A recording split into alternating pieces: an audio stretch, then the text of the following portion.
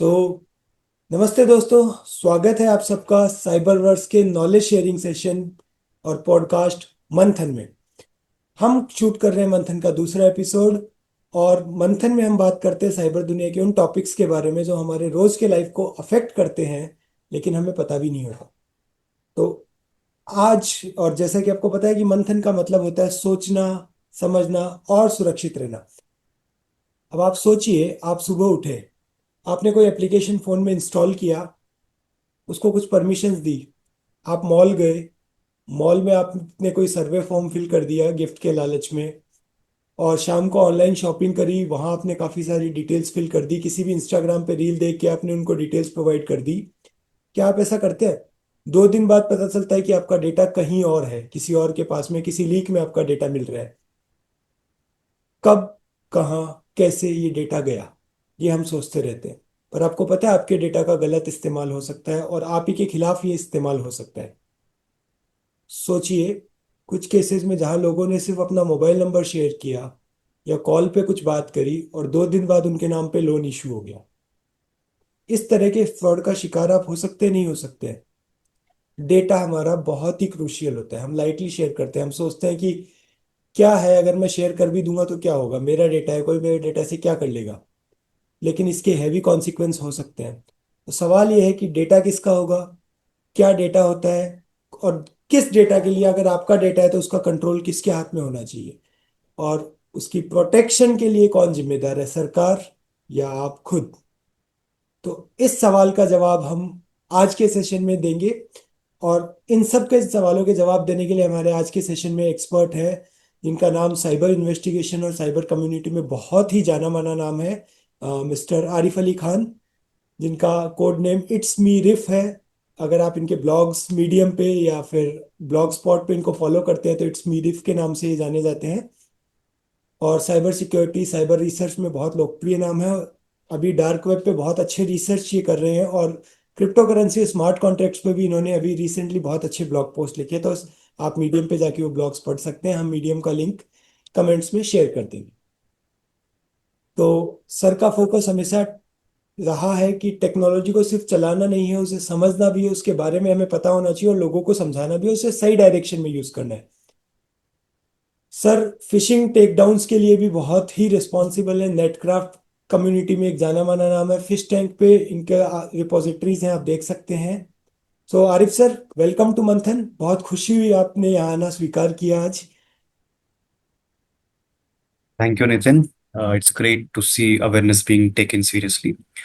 Data protection सिर्फ law का topic नहीं, डेली लाइफ का रियलिटी है। सर, आज के ज़माने में जो प्राइवेसी केसेस होते हैं हमारे पास में, बहुत सारे केसेस हमें रोज़ देखने को मिलता है कि किसी ना किसी का डेटा लीक हुआ। और आप तो डेटा लीक्स पे काम कर रहे हैं, आपको बहुत सारे लोगों का डेटा मिलता है, लीक हुआ हुआ डेटा। कभी नेटफ्लिक्स के पासवर्ड लीक हो जाते हैं, तो किसी का जीमेल का पूरा पासवर्ड और यूज़र आईडी हैक हो जाता है। तो इसको देख के आपको लगता नहीं कि लोगों को अपनी गैलरी तो लॉक करना आता है, लेकिन उस गैलरी के अंदर जो डेटा है उसको लॉक करना नहीं आता? एग्जैक्टली। प्राइवेसी का मतलब सिर्फ पासवर्ड नहीं, माइंडसेट होता है। अगर माइंडसेट प्रोटेक्ट हो तो डेटा ऑटोमेटिकली सेफ हो जाता है। हम्म, ये सही कहा सर आपने। तो सर, शुरू करते हैं इस माइंडसेट को बनाने की प्रोसेस, और हम अपना पॉडकास्ट शुरू करते हैं एक बहुत ही सिंपल सवाल से सर, कि ये जो पर्सनल डेटा है, या फिर मैं कहूँ कि मेरा डेटा है, वो क्या है, और इसे प्रोटेक्ट करना क्यों जरूरी है? और लीक हो भी गया तो क्या होगा? जैसा मान लीजिए मैं एक बहुत आम आदमी हूँ, और अगर मान लीजिए मेरा मोबाइल नंबर किसी और के पास चला गया, मेरा कोई भी डेटा किसी और के पास चला भी गया, तो मुझे उसके क्या नुकसान हो सकते हैं? सिंपल लैंग्वेज में समझिए, personal data is your identity. जैसे कि आपका नाम है, नंबर है, location, bank information, habits, contacts, photos, even कि आप कब ऑनलाइन हो, ये सब ट्रेस हो सकता है।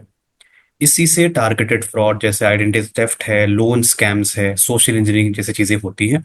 जितना हम फ्री एप्स यूज करते हैं उतना हम फ्री में डेटा बेच देते हैं बेसिकली। हम जब भी ये फ्री एप्स यूज करते हैं तो हम उनको अपने परमिशंस देते हैं, जो हमें शायद पता भी नहीं होगा कि हम क्या उनको परमिशन दे रहे हैं। हमें तो लगता है कि हम एप्लीकेशन फ्री में इंस्टॉल कर रहे हैं तो हमारे लिए तो सब, हम जो भी है अलाउ कर देते हैं, अदरवाइज एप्लीकेशन काम नहीं करेगा। हम्म। तो सर, एक और सिंपल सवाल, जैसे मान लीजिए हम सभी लोग आज के टाइम पे ऑनलाइन ब्राउजिंग करते हैं। आप 5 साल के बच्चे से लेके 70 साल के बुजुर्ग आदमी तक भी ऑनलाइन ब्राउजिंग करते हैं, पूरा दिन मोबाइल में कुछ ना कुछ ब्राउज करते हैं, कोई वेबसाइट ब्राउज करते हैं। तो क्या ब्राउजर से भी कुछ डेटा लीक हो सकता है? क्या ब्राउजर को हमारे बारे में कुछ जानकारी होती है? जैसा कि आपने कहा कि हम कब ऑनलाइन हुए, तो क्या ब्राउजर भी इन सब चीजों को रिकॉर्ड करता है सर? ब्राउजर बेसिकली देखिए, हर एक्स वेबसाइट एक्सेस करने के लिए हम ब्राउजर का इस्तेमाल जनरली करते हैं। ऐप्स इंस्टॉल करने के लिए भी खास करके हम गूगल करके बहुत सारी ऐप्स को जो प्ले स्टोर पे अवेलेबल नहीं है वो भी डाउनलोड करते हैं। तो बेसिकली आपके ब्राउजर में आपकी सर्च हिस्ट्री होती है, आपके इंटरेस्ट्स होते हैं कि जो आपने सर्च किया है, कि आपको अगर बर्गर खाना है या आपको वड़ा पाव खाना है तो आप सर्च करते हो तो वो भी रिकॉर्ड होता है। आपकी लोकेशन रिकॉर्ड होती है, क्योंकि अगर बिरयानी करके सर्च किया तो वो बताएगा कि बिरयानी हैदराबाद में कहाँ पे मिलती है। अगर आपने महाराष्ट्र में कहीं मुंबई से बैठ के सर्च किया तो वो लोकेशन याद रखता है कि वो आप मुंबई में बैठ के आप बिरयानी ढूंढ रहे हो। डिवाइस इंफॉर्मेशन रिकॉर्ड करता है कि आप मोबाइल फोन से ब्राउज कर रहे हो या लैपटॉप से ब्राउज कर रहे हो। ऐसे सब चीजें कलेक्ट करता है। इसी डेटा से एड्स टारगेट होती है, स्कैम्स भी टारगेट होते हैं।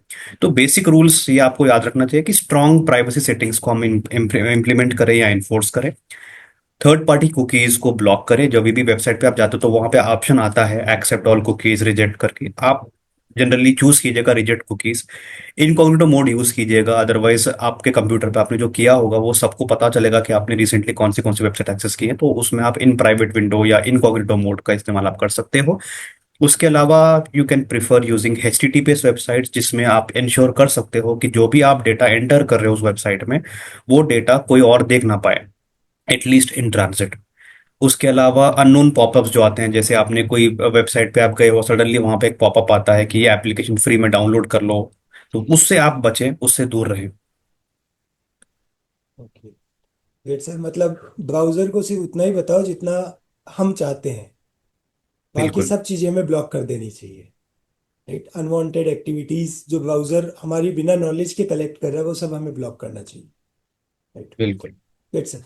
सर, ऑनलाइन के अलावा क्या ऑफलाइन वेज में भी डेटा लीक्स हो सकता है? जैसे मॉल्स वगैरह में जाते हैं सर शॉपिंग के लिए, तो वहाँ पे मॉल के बाहर कभी हमें मिल जाता है, कभी कुछ मॉल्स के अंदर भी हमें मिल जाते हैं कि आप ये फॉर्म फिल कर दीजिए, आपको गिफ्ट मिलेगा या आपको कुछ मिलेगा, तो हम अपना डेटा देते हैं सर। तो क्या इन सर्वेस के थ्रू भी डेटा लीक हो सकता है, या फिर हम मतलब वहाँ पे जो जेन्युइन डेटा देना चाहिए, या क्या मतलब कैसे क्या करना चाहिए सर? कैसे बचा सकते हैं बिल्कुल हम? नितिन, ये आई थिंक आपने बहुत गहरा सवाल पूछा है। आई थिंक ये बहुत बढ़िया चीज आपने पूछी है, क्योंकि जो ऑनलाइन हम एक्टिविटी करते हैं उसको तो कभी ना कभी हम ट्रेस कर पाते हैं कि अच्छा हमारे पास से नंबर कौन सी वेबसाइट पे हमने सबमिट किया था। बट ये जो ऑफलाइन चीजें होती हैं ये और ज्यादा खतरनाक होती हैं। जैसे आपने किसी को ऐसे ही राह चलते आपने कहीं बैठे हो, आप शॉपिंग के लिए गए हो, सडनली किसी ने पूछा कि आप आधार कार्ड का कॉपी चाहिए, तो आपने ऑफलाइन उसका कॉपी निकाल के दे दिया। आपको याद भी नहीं होगा कि आपने किसको दिया, क्योंकि एक महीने बाद आपको याद नहीं होगा। बट वही वेबसाइट पे अगर आपने सबमिट किया तो आपकी हिस्ट्री में दिखेगा कि आपने कौन सी वेबसाइट पे आपने आधार कार्ड या पैन कार्ड अपडेट किया था। बट ऑफलाइन जो आप चीजें देते हो उसको ट्रैक करना बहुत डिफिकल्ट है। जैसे आपने फोन नंबर किसी को रैंडमली दे दिया, वहां पे अगर आप शॉपिंग मॉल में खड़े हो, कोई आके आपको जनरली पूछता है कि सर आपका मोबाइल नंबर दीजिए, एक लॉटरी चल रही है, ये सारी चीजें। आईडी कार्ड दिखा दिया आपने, कहीं आप गए हो, आईडी कार्ड किसी ने बोला कि स्कैन करने के लिए चाहिए, तो आपने अपना आईडी कार्ड दे दिया। तो बहुत सारे गवर्नमेंट ऑफिसर्स होते हैं, वो अपना आईडी कार्ड जनरली दिखाते हैं कि चलो देखो, ताकि क्रेडिबिलिटी दिखे। बट इसका गलत उपयोग हो सकता है। इसको यूज करके जो क्रिमिनल्स होते हैं, जो डिजिटल अरेस्ट जैसे फ्रॉड्स बाकी चीजें हो रही हैं, वो क्या करते हैं, ये कॉपी जो उनके पास होती है आईडी, गवर्नमेंट आईडी कार्ड की, इसको यूज करके they create a similar looking ID card, जो देखने में लोगों को लगता है कि ये वाकई में ये इस पर्टिकुलर गवर्नमेंट रिप्रेजेंटेटिव का कार्ड होगा। तो ऑलवेज आस्क कि ये डेटा किस पर्पस के लिए है, कहाँ स्टोर होगा। If you are giving it somebody, मान लीजिए कोई अगर कोई होटल में जा रहा है, तो आप उस पे when you are giving them a copy, may be you write it provided for this particular hotel for as a proof of residence and other stuff. तो आपको पता होगा कल के दिन लीक होगा तो आपको पता होगा किस होटल से या किस पर्टिकुलर दुकान से ये लीक हुआ था। अगर रीजन अनक्लियर है, मान लीजिए वो बता नहीं पा रहे हैं कि किस बेसिस के लिए, किस रीजन के लिए वो आपसे मांग रहे हैं, तो you can politely refuse them. बड़ा कोई इशू नहीं है उसमें। जी सर, मतलब ये है कि प्राइवेसी सिर्फ ऑनलाइन नहीं है, हमें ऑफलाइन भी उतना ही सतर्क रहना है जितना हमें ऑनलाइन रहना है।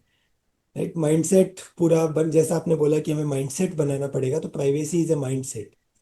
Right sir. अच्छा सर, जब हम कोई ऐप इंस्टॉल करते हैं, मतलब आज के टाइम पे आप देख पा रहे हैं कि बहुत सारे एप्लीकेशन है और डेली हमें कोई ना कोई नया एप्लीकेशन किसी ना किसी नए पर्पस के लिए पता चलता है, तो हम इंस्टॉल कर लेते हैं सर। तो वो भी मेरा डेटा लेता है, जैसा कि आपने बताया कि एप्लीकेशन डेटा लेते हैं, तो मुझे किन किन चीज़ों का ध्यान रखना चाहिए एप्लीकेशन को इंस्टॉल करते time sir, as a common man? तो सबसे इम्पोर्टेंट है उस ऐप के परमिशंस। जैसे अगर एक आपने अगर मान लीजिए कोई फ्लैश लाइट वाला कोई ऐप इंस्टॉल किया या कैलकुलेटर आपने इंस्टॉल किया, तो अगर कैलकुलेटर आपके कॉन्टैक्ट्स का परमिशन मांग रहा है तो दैट इज ऑब्वियसली अंडरस्टूड कि ये कैलकुलेटर को मेरे कॉन्टैक्ट की क्या जरूरत है, आप हिसाब करके किसको शेयर करने वाले हो। राइट। सो बेसिकली वैसे एप्लीकेशन वैसे सिमेंटिक आपको लगाना पड़ेगा कि आपने फ्लैश लाइट वाला ऐप इंस्टॉल किया तो वो खास करके हो सकता है कैमरे का एक्सेस लेती हूँ कि फ्लैश लाइट को एनेबल करने के लिए चाहिए, but it can not take access to your SMS and other contacts. तो वो परमिशंस को देख के आप आइडेंटिफाई कर सकते हो कि ये मैलिशियस है या नहीं है। उसके अलावा सिर्फ ट्रस्टेड डेवलपर के एप्लीकेशंस आप यूज कर, जैसे गूगल के ऑफिशियल एप्स होंगे या रिकमेंडेड करके ऐप आएगा या एडिटर्स चॉइस करके आएगा, वैसे एप्लीकेशंस का आप इस्तेमाल कर सकते हो। और इंस्टॉल कीजिए only from the legitimate stores. अगर आप एंड्रॉयड का यूज करें तो प्ले स्टोर से इंस्टॉल कीजिएगा। You have other kind of shady market application, उससे इंस्टॉल मत कीजिएगा। अगर आप iOS यूजर हो तो उसका एक अलग से प्ले स्टोर होगा, ऐप स्टोर होगा, वहां से आप इंस्टॉल कर सकते हो। रिव्यूज को भी चेक कीजिएगा, बट डोंट टेक इम very seriously, take it with a pinch of salt. हो सकता है कि बहुत सारे लोगों ने बनावटी रिव्यूज भी डाले होंगे, but on average you can see review अगर मान लीजिए इसकी रेटिंग 4.5 के ऊपर या 4.1 के ऊपर भी है तो जनरली यू कैन अज्यूम कि it is safe to use. Permissions को मिनिमम रखो। अगर आपने कोई बेसिक एप्लीकेशन इंस्टॉल किया जिसको कोई जरूरत नहीं है गैलरी की, कोई जरूरत नहीं है कॉन्टैक्ट्स की या एसएमएस की, देन यू कैन चूज कि अच्छा इसमें इस पर्टिकुलर एप्लीकेशन ने बस हमारे कैमरे का एक्सेस लिया है, that is only for the flash light, तो you can use it. Right. अगर वो बाकी चीजें तो anyhow you will come to know about it, but basically ये परमिशंस हैं फॉर स्पेसिफिक, मतलब ओवरव्यू के लिए। अगर आपको पता करना है कि एप्लीकेशन मैंने आपको शेयर किया है प्ले स्टोर पे, अगर आपको पता करना है कि ये एप्लीकेशन शेडी एप्लीकेशन है, बेसिकली मैलिशियस एप्लीकेशन है या जेनरिक एप्लीकेशन है जो अच्छा काम के लिए है, तो आप ये तीन चार चीजों को ही याद रखेंगे तो I think it is sufficient enough for us. तो सर मतलब ये है कि जब भी कोई एप्लीकेशन परमिशन के लिए पूछे तो पहले सोचो, उसके बाद परमिशन अलाउ करो, बिना सोचे बटन मत दबाओ। राइट। ओके।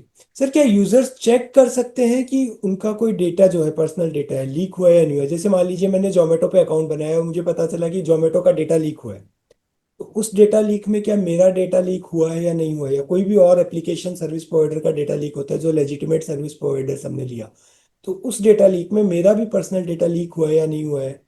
क्या यूजर चेक कर सकते हैं? एज ए कॉमन मैन मैं चेक कर सकता हूँ ये सर? हाँ, ये इसके लिए तो आई थिंक बहुत सारे टूल्स ऑलरेडी अवेलेबल है मार्केट में, जैसे हैव आई बीन बॉर्न डॉट कॉम करके वेबसाइट है। You have Mozilla Firefox breach editor करके है, गूगल का भी था, one dot Google dot com था। तो वैसे गूगल भी एनी हाउ, अगर आपने गूगल क्रोम यूज किया है या आपने मोजिल्ला फायरफॉक्स यूज किया है, तो उसमें अगर आपने अपना ईमेल अकाउंट से लॉग इन करके छोड़ा है तो automatically periodically when ever a breach happens they directly inform you कि ये ईमेल आईडी कहीं ना कहीं लीक हुआ है। तो आप have I been pwned dot com पे जाके चेक कर सकते हो, या am I breach dot com करके वेबसाइट है, वहां जाके बस आपको ईमेल आईडी अपना मोबाइल नंबर एंटर करना है। वो आपको बता देगा कि अगर डेटा लीक हुआ है तो कहाँ पे लीक हुआ है। Then then also tell you what are the ways to counter this. मान लीजिए अगर उनको पता है कि आपका डेटा लीक हो गया है बिग बास्केट पे, तो वो आपको बताएंगे कि बिग बास्केट पे जो डेटा लीक हुआ है उसको हम कैसे प्रोटेक्ट करेंगे, वो भी बताएंगे। तो उसके अलावा अगर आपको कोई काउंटर मेजर्स यूज करनी है, या मान लीजिए कि आपका डेटा लीक हो गया है, अब आप उससे कैसे बचें। तो पहली चीज ये है कि आपका पासवर्ड ऑलरेडी लीक हो गया है, तो जाहिर सी बात है कि आपको पासवर्ड चेंज करना पड़ेगा। अभी तो आपको पासवर्ड चेंज करना पड़ेगा। और मान लीजिए कि पासवर्ड आपने चेंज नहीं भी किया होगा, तो you have something called two factor authentication, जिसको हम 2FA बोलते हैं, जिसमें even if the person has your password, they will not be able to log in to your account unless they have one kind of OTP. जैसे आपको एक OTP आएगा या आपके मोबाइल पे कोई ऑथेंटिकेटर एप्लीकेशन होगा, वो एप्लीकेशन आपको सेकेंड कंफर्मेशन पूछेगा कि आपको अलाउ करना है नहीं करना है इस पर्टिकुलर लॉगिन को। तो मान लीजिए अगर मैं बैठा हूं यहाँ पे और चाइना से मुझे एक आईपी से लॉगिन आया है, तो मुझे नोटिफिकेशन आएगा, आई कैन अलाउ और डिसअलाउ इट। तो चाइनीज वालों के पास या कोई हमारे नॉट सो फ्रेंडली नेबर्स के पास हमारा पासवर्ड अगर आ जाता है, तो when they access my account using my credentials, I will still be able to protect my account because it is protected by something called two factor authentication or multi factor authentication. Okay. उसके अलावा आप monitor कर सकते हैं अपना accounts को, बहुत सारी वेबसाइट्स पे आप जाके अपना ईमेल आईडी वहाँ पे सब्सक्राइब कर दोगे, तो whenever there is a breach related to this particular mobile number और an email ID for that matter, वो आपको पीरियोडिकली एक मेल भेजता रहेगा कि हाँ यहाँ पे पर्टिकुलरली डेटा लीक हुआ है जिसमें आपका पासवर्ड आया है, उसको प्रोटेक्ट करने के हमारे क्या टेक्निक्स है वो भी उसमें आता है।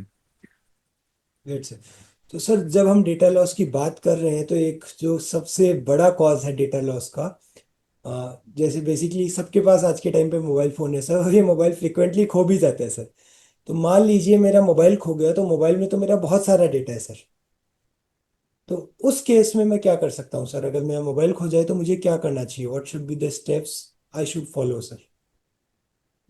पहले तो अगर आपने एंड्रॉयड यूज़ किया है, तो कोई भी डिवाइस जिसमें एंड्रॉयड ओएस है, तो आप उसके अंदर फाइंड माई डिवाइस का एक ऑप्शन यूज़ कर सकते हो। जैसे आपका मान लीजिए आपने एंड्रॉयड यूज़ किया, तो उसमें जाहिर सी बात है कि आपने अपना गूगल अकाउंट को लिंक किया है उस पर्टिकुलर मोबाइल फोन से। तो आप फाइंड माई डिवाइस करके गूगल सर्च करोगे तो आपको एक लिंक आएगा, वो लिंक आप क्लिक करेंगे, उसमें आप अपना ईमेल आईडी पासवर्ड एंटर करोगे, उसके बाद में you can find locate your device. तो मान लीजिए हो सकता है ना कि आप कोई एग्जाम देने गए थे कहीं पे, आपने एग्जामिनेशन रूम में फोन को साइलेंट करके भूल गया वहां से लेके जाना, बाहर कहीं आपने डिपॉजिट किया था होगा। तो आप कोई भी लैपटॉप से बैठ के आप वेबसाइट पे जा सकते हो, फाइंड माई डिवाइस पे आप सर्च करोगे तो गूगल का वेबसाइट आएगा, उस पे आप अपना ईमेल आईडी और पासवर्ड यूज करके you can check your location of the device.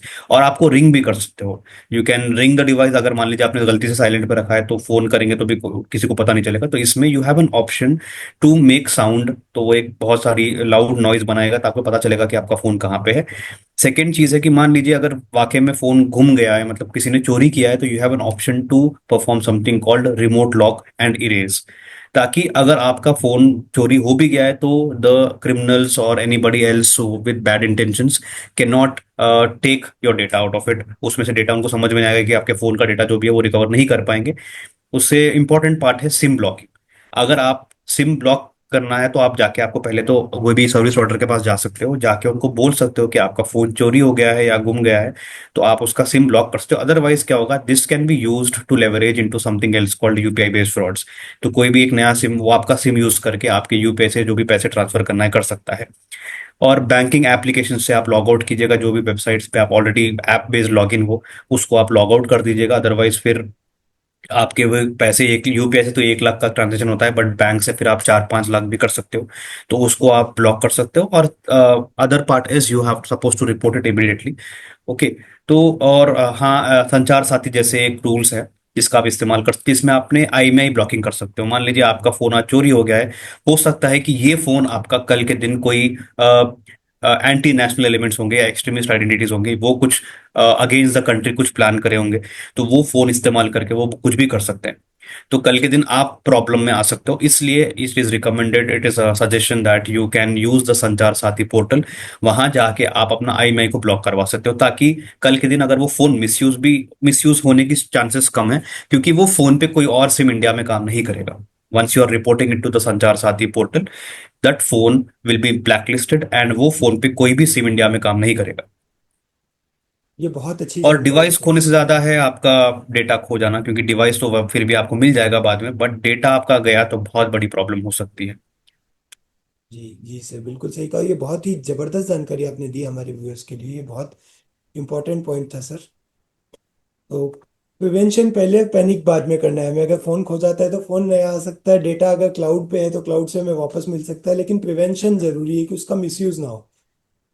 Okay. तो सर आपने एक जिक्र किया अभी संचार साथी का, तो यहाँ पे मुझे एक क्वेश्चन ध्यान में आया सर। अभी रिसेंटली जो है हमारी गवर्नमेंट ने ये बोला था, अभी न्यूज़ में भी चल रहा है, काफ़ी ट्रेंडिंग टॉपिक है, रिसेंट हॉट टॉपिक है सर, ये कि संचार साथी एप्लीकेशन जो है वो सारे मोबाइल्स में प्री इंस्टॉल, जो आपने बोला था ब्लॉटवेयर, तो आई थिंक ये प्री इंस्टॉल होके आएगा संचार साथी। तो सर इस पे आपके क्या विचार है सर? तो कंट्रोवर्सी में लेके आओगे आप, ये सब लग रहा है मुझे। अब but sir. Anyway, very good question, very bold of you to ask a question, because yes obviously ये बहुत ज्यादा चर्चे में चल रहा है। तो सिक्योरिटी ऐप हो या फाइनेंशियल ऐप, मेरा तो यही टेक होगा कि आपका सिक्योरिटी ऐप हो या कोई फाइनेंशियल ऐप हो, यूजर कंसेंट सबसे इंपॉर्टेंट है। जब तक लोगों को क्लियर ना हो कि डेटा कहाँ जा रहा है, क्या ट्रैक हो रहा है, ट्रस्ट बिल्ड नहीं होता है। सेफ्टी और प्राइवेसी दोनों साथ चलती हैं, फोर्स नहीं, चॉइस होनी चाहिए। ये बिल्कुल सही बात कही सर आपने, बिल्कुल सही है सर। ओके। तो सर इंडिया तो सिक्योर होगा, but obviously for that security citizens must be inform, citizens को इन्फॉर्म रहना चाहिए। एक लास्ट क्वेश्चन सर आज के लिए, कि यंग जनरेशन को आप अपनी तरफ से कोई सजेशन, कोई सुझाव देना चाहेंगे सर? कोई भी एक स्मार्ट मंत्र बेसिकली डिजिटल इंडिया के लिए सर? वैसे तो बहुत सारी चीजें हैं, बट ये आई थिंक प्राइमरली तीन बातें इनको याद रखनी चाहिए। तो पहले तो प्राइवेसी का माइंडसेट बनाइए, और अपने पासवर्ड्स को स्ट्रांग बनाइए, और टू फैक्टर ऑथेंटिकेशन या मल्टी फैक्टर ऑथेंटिकेशन हमेशा यूज कीजिए for life. Applications come use कीजिए, परमिशंस और कम। कोई एप्लीकेशन, कोई सर्वे, कोई स्कीम अगर फ्री लगती है तो समझ जाओ कि आपका डेटा प्राइस है। ये आपने बहुत ही जबरदस्त बात बोली सर। तो wonderful sir, it's been wonderful to talk with you sir. आपने डेटा प्रोटेक्शन को बहुत अच्छे से समझाया, क्यों जरूरी है ये भी हमें समझ आया। और अगर गलती से कुछ लीक हो भी जाए हमारी या किसी थर्ड पार्टी की गलती से, तो उसको कैसे आइडेंटिफाई कर सकते हैं और क्या कर सकते हैं, ये बहुत ही अच्छे से हमें आपने समझाया sir. So thank you very much sir, once again for joining us and spreading the awareness among the people.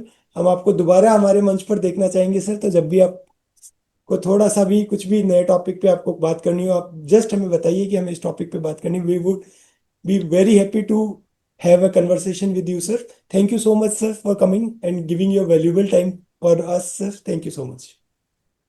Thank you Ritin, I also watch your first episode and I hope you continue to do the same.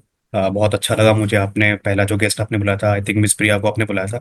Yes sir. तो it was I think a very good thing, और मेरे लिए भी eye opener था कि आई4सी जैसी बहुत, आई4सी कितना बढ़िया काम कर रही है कंट्री में। I think the complete credit goes to I4C and MHA to go in hands, और इसके वजह से बहुत ज्यादा आई थिंक बहुत लोगों को रिलीफ मिला है। आई थिंक मैंने भी बहुत बार आई थिंक मिस प्रिया से हेल्प ली थी बहुत सारे केसेस को रिपोर्ट करने के लिए। तो I think it is a good ecosystem, and thank you for using this platform for creating a very good awareness amongst millions of Indians. Thank thank you. You so thank you so much sir. तो दोस्तों, हमने देखा कि अगर data हमारा है तो control भी हमारा है, प्रोटेक्शन भी हम ही करेंगे। तो अगर आपको ये एपिसोड पसंद आया तो लाइक शेयर एंड सब्सक्राइब कीजिए। अगर आपको कोई क्वेश्चन पूछना है आरिफ सर से, तो प्लीज़ कमेंट में आप बताइए कि आप क्या क्वेश्चन पूछना चाहेंगे। और याद रखिए, सोचिए समझिए सुरक्षित रहिए। मिलते हैं मंथन के नेक्स्ट एपिसोड में एक नए टॉपिक के साथ और एक नए गेस्ट के साथ में। Thank you so much for being with us. और आपके जो भी सुझाव और शिकायतें हैं कृपया कमेंट में बताइए। Thank you so much for being with us.